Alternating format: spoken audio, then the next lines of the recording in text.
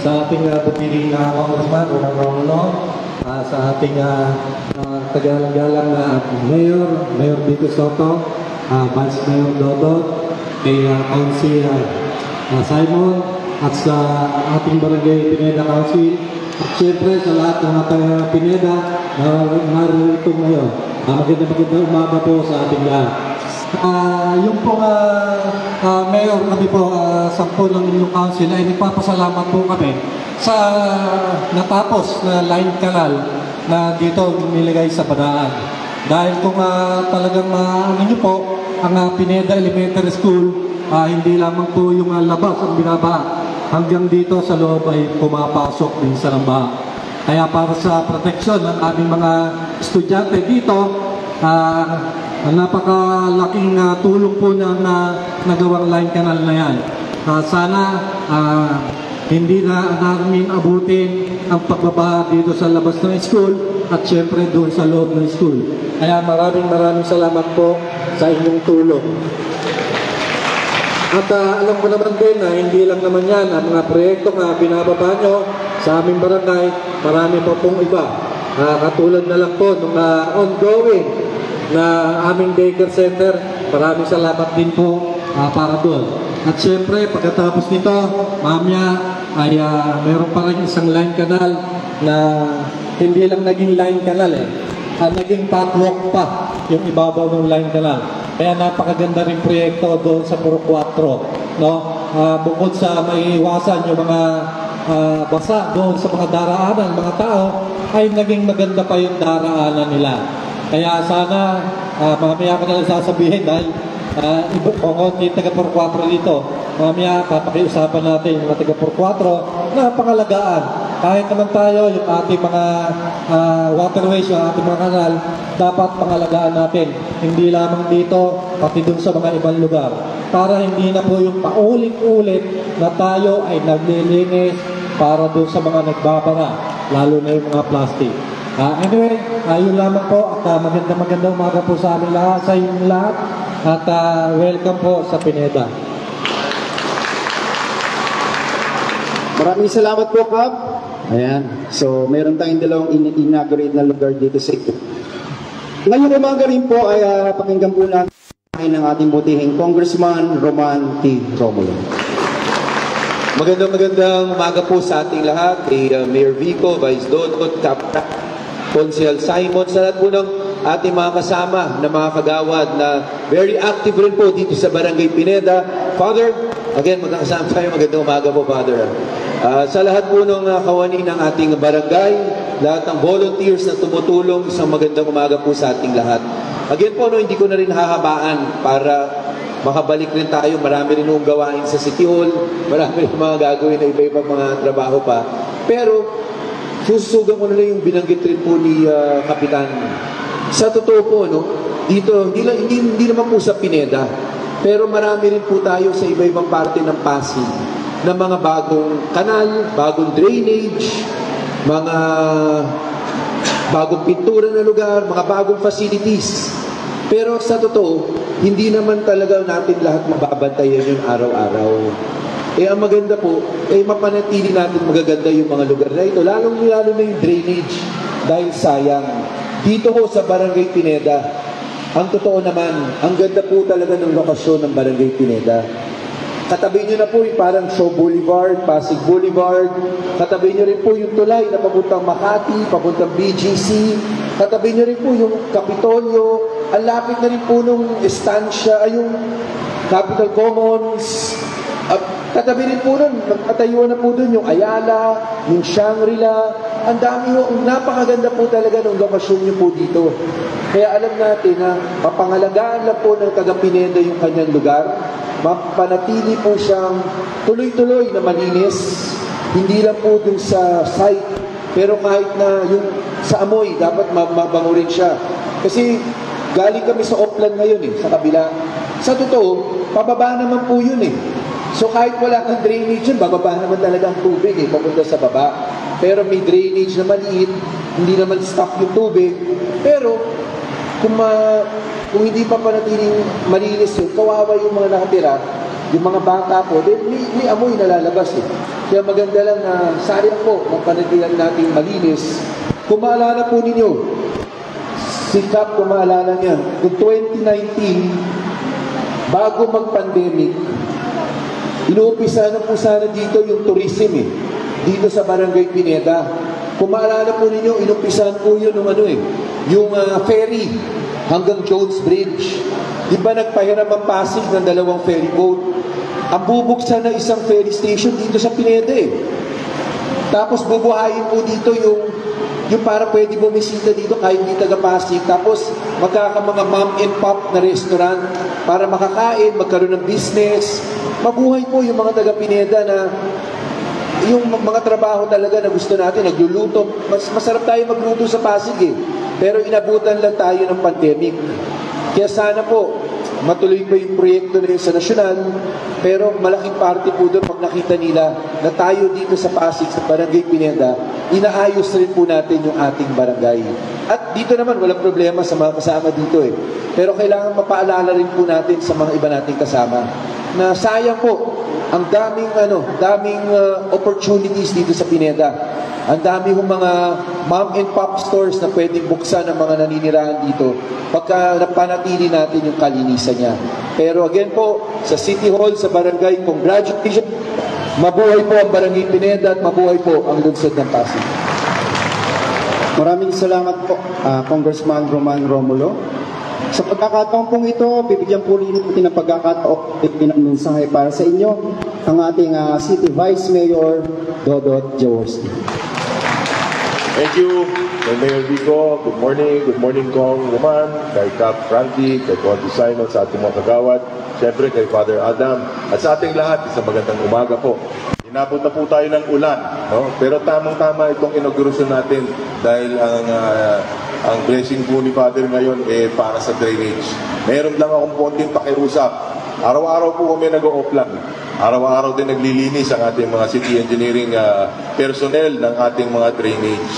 At kadalasan po ang laman ng drainage natin ay basura pa rin. Basura na plastic, lalong-lalo na ng ating mga anak.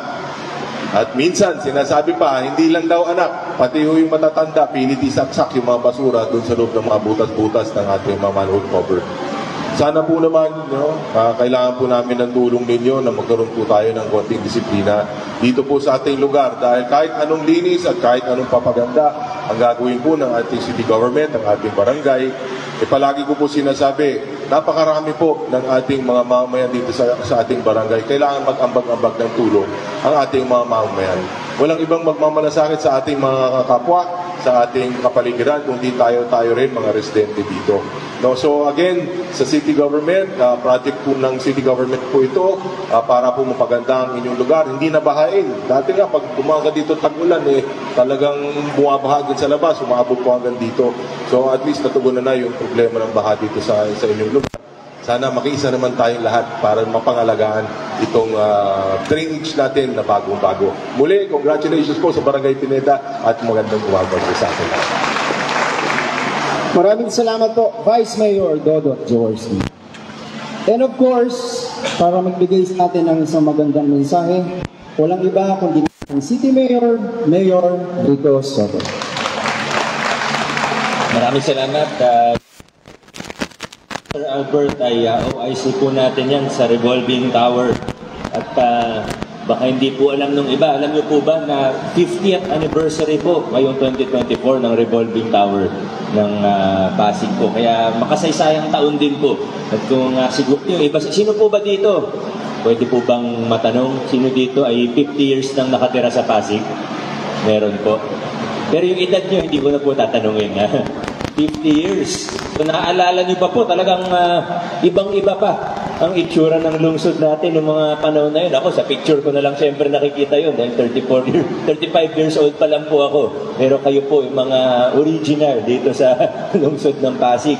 Naalala niyo pa po yung itsura noon at nakita niyo ang progreso ng Pasig sa loob ng 5 dekada. Totoo naman, ibang-iba na po ngayon. At ang isa sa pinaka nagbago sa ating lungsod ay para sa ikagaganda o sa minsan hindi masyado ikagaganda, medyo naging mas masikip na sa lungsod ng Pasig. Tama po ba? Medyo talagang dumami na yung mga residente natin. Maganda naman yan. The more, the merrier, sabi nga nila.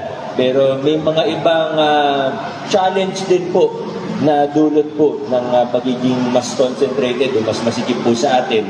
Ang isa po dyan ay syempre ang ating mga kalsada, medyo masikip, yung mga drainage po natin. May mga kailangan talagang pagandahin o i-upgrade para kayanin ng tubig ulan na tubig galing sa ilog o tubig galing sa mga sapa po natin. At kaya naman po tuloy-tuloy lang po tayo. Tuloy-tuloy lang po tayo sa lahat ng mga ginagawa natin. Para sa kaalaman din po ng lahat, ito pong mga proyekto natin dito, ang una pong talagang nagsabi sa akin na kailangan natin gawin ito at siya rin po talaga ang nag-request nito ay wala na pong iba kung hindi ang inyong masipag na kapitan, si Cap Frankie. Yan naman po ang totoo. Ano? At siyempre hindi po maipapatupad ang mga programa katulad nito kung hindi sa suporta ng ating congressman, at siyempre pag may pinag-uusapan tayong pondo, ang pangunahing trabaho ng ating sangguniang panlungsod ay suriin at aprubahan ang budget natin taon-taon at pati pag may mga supplemental budget tayo. Yan yung sabi nga nila, sabi ng mga dalubhasa sa local government, yan ang pinaka-importante ng sangguniang panlungsod. Minsan, maraming iba rin ginagawa ang konsyal, hindi naman masama yun, pero ang pinaka-importante trabaho nila ay suriin at aprobahan ang annual budget natin para maipatupad natin ang iba't ibang programa, proyekto ng ating pamahalaan. Siyempre, ito po ay sa pangunguna ng presiding officer o tagapangasiwa ng ating City Council na si Vice Mayor Dodot Jaworski. Represented din ng council ngayon ni Councilor Simon Tantoco. Yan po ang pinakabata na konsehal po natin sa buong lungsod ng Pasig at isa rin sa pinaka-masipag po. Sa lahat ng barangay officials natin, sa mga HOA officials, sa lahat po ng mga residente ng Barangay Pineda, muli po magandang umaga sa ating lahat. Ako po ay natutuwa dahil dito po sa natapos nating proyekto, bukod dun sa CHB line canal po natin, yung gaya ng nabanggit po ni Cap kanina, yung mga interior alley po natin, may sinabay na rin po natin para maganda-ganda yung dadaanan ng mga residente po natin. At gaya na paalala na rin sa atin kanina, sana pangalagkat natin para hindi yung paglinis, sa totoo lang, yung mga lugar na hindi masyadong makulit yung mga bata, nagtatapon ng basura, hindi naman regular na cleaning ng drainage, pero tuloy-tuloy pa rin siya. Ibig sabihin, dumadaloy pa rin ang tubig ito pag malinis po siya. Kaya may responsibilidad din tayo. At ngayon po, maulan na araw, siguro sakto lang para ma-testing po natin yung mga bagong gawa, kung okay pa talaga yung pagkakagawa. Pero sana huwag din masyadong lumakas ang ulan. Nakita po kasi namin nung nakaraang mga tag-ulan o rainy season, talagang dito po, sino po sa inyo, may mga anak po na nag-aaral dito? Ayan, halos lahat po ay nagtaas ng kamay, anak, o baka ako na po siguro yung iba, nakita naman po natin at lagi pong sinesend sa akin ni Kapraki yung mga picture. Minsan dumadaan din po ako na medyo tumataas talaga yung tubig, na ipon yung tubig. So sana makatulong po ito. Tayo naman po dito man sa Barangay Pineda o sa 29 na iba pang barangay natin dito sa lungsod ng Pasig, ay muli po, tuloy-tuloy lang tayo. Halos lahat, masaya po akong iulat sa inyo na within this year, siguro hanggang early next year, 90% ng mga request sa atin ng mga HOA, 90% ng request sa atin ng mga barangay patungkol sa infrastruktura, katulad ng drainage po natin at mga kalsada na kailangan ipagawa at i-upgrade, ay magagawa na po, matatapos na po ng ating lungsod. So talagang marami pong malaki ang progreso natin sa lungsod ng Pasig. Pero siyempre, sa lahat ng pasalamatan ko, ang totoo po yan, ang pinaka-importanting kailangan ko pasalamatan dahil hindi namin magagawa ang trabaho namin, kundi sa tulong at suporta ninyo ay kayo mismo. Maraming salamat. Congratulations sa ating lahat. God bless. Thank you very much, Mayor Vico Soto. Pagpapapuno natin sila lahat. At this point, tutungo na po tayo sa ating ceremonial na cutting of the ribbon na pangungunahan po ng ating Congressman Roman Romulo, Vice Mayor Dodot Jaworski, and Mayor Vico Soto, and Barangay Captain Frankie De Leon. At susundan po ito ng ating blessing sa pangunguna po ni Reverend Father Adam Arellano. Tutungo lang po tayo, sir, dito sa side dahil umuulan po ceremony.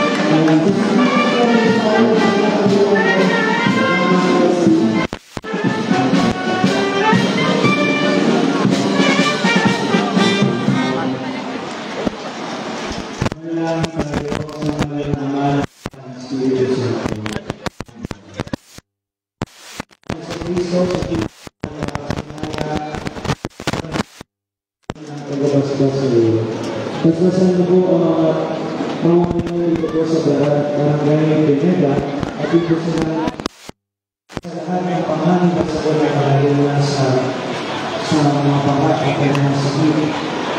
Ngayon, masasakili po ang mga kanayin ito na gagawin ngayon mga lingkod at pangalagaan ng ano ba ang nangyay. Mga po'y mapangalagaan ito ng mga mamamayan dito at sa kaayos ng bawat isa. Dahil hinihintay sa mga pagkakas sa Kristo, kasama ng Espiritu Santo, magpasawalan ng kaya.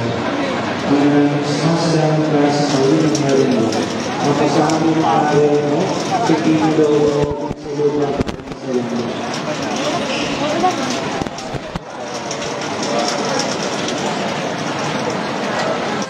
Tayo ulit si Father.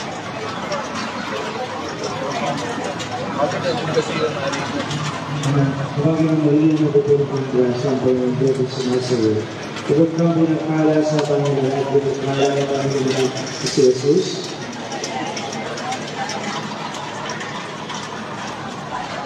sama-sama sa Espiritu Santo, at kung babasbasan ito na natubig ang mga